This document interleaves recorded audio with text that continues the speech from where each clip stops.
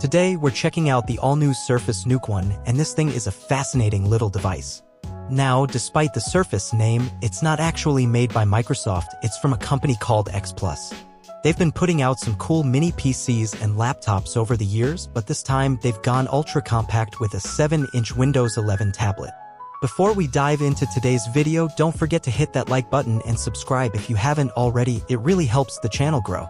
Right out of the box, you're looking at a 7-inch IPS display running at 60 Hz, 16 GB of RAM, and a 512 GB M.2 SSD. Around back, there's a fold-out kickstand, and they even threw in a few accessories. But let's talk about the real standout here, the I/O selection. On the top, you've got a Gigabit Ethernet port and 3 full-size USB 3.2 ports. On the side, there's a USB 2.0 port, a 3.5mm audio jack, and the power button. Flip it over and you'll find full-size HDMI and 2 USB-C ports. Seriously, I was shocked at how many full-size ports they packed into this tiny thing. Under the hood, it's running an Intel N200 CPU, 4 cores, 4 threads, boosting up to 3.7 GHz. The integrated Intel UHD graphics have 32 execution units, and it's paired with 16 GB of LPDDR5 RAM at 4,800 MHz. Not exactly a powerhouse, but for everyday tasks like web browsing, emails, or even light productivity work, this little tablet holds its own. The display is 1280 x 800 at 60 Hz, and it's got Wi-Fi 6, Bluetooth 5.2, and a 3,400 mAh battery.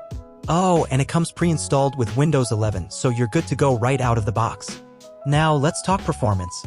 I ran Geekbench 6, and the N200 scored 1231 single-core and 3100 multi-core.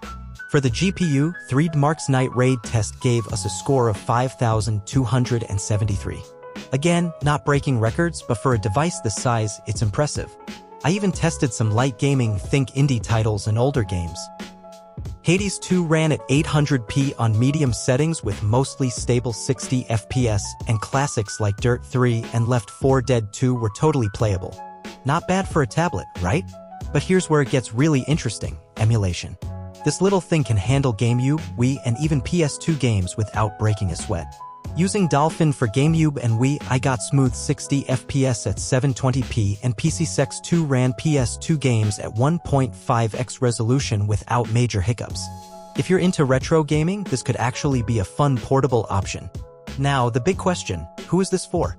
It's a niche product, no doubt. If you need a super portable Windows device with tons of I/O, this is unique. But let's be real, most people would be just fine with an Android tablet for half the price. Still, I love the idea of a full Windows 11 tablet this small, especially with all those ports.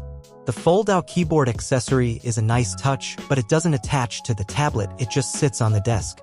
Typing on it is okay, but don't expect a laptop-level experience. The folio case adds some protection, but overall, the tablet itself is thicker than I'd like.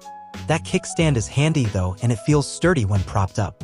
Battery life is decent but not amazing, you'll get a few hours of light use, but don't expect all-day endurance.